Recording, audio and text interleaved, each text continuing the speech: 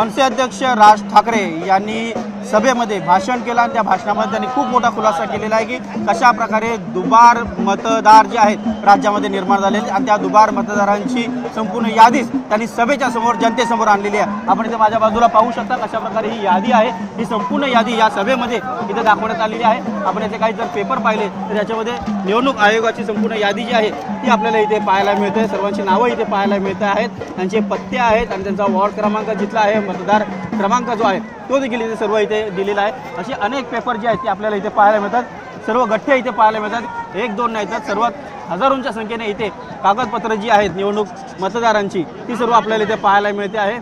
आपण इथे पाहू शकतो अशा प्रकारे इथे नावं आहेत, अनेक नावं इथे दुबार जे आहेत ते आपल्याला इथे आलेले पाहायला मिळत आहेत।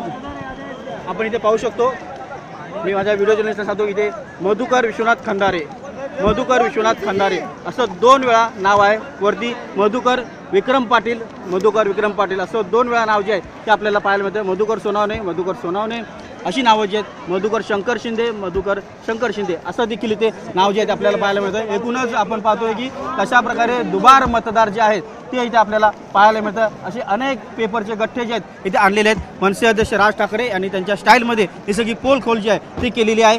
मनसे अध्यक्ष राज ठाकरे यांनी केलेल्या पोलखोल नंतर आता निवडणूक आयोग काय निर्णय घेत आहे हे पाहावं लागणार। ही जी दुबार मतदारांची यादी सर्वांसमोर आणलेली आहे, ते पुरावे समोर आणलेले आहेत, त्या पुराव्यानुसार आता निवडणूक आयोग स्वतः शहानिशा करणार आहे का आणि जे दुबार मतदार आहेत त्यांची नावं कट करणार आहेत का हे आता पाहावं लागेल। व्हिडिओ जर्नलिस्ट रमेश भट्टसह उदय जाधव, न्यूज 18 लोकमत, मुंबई।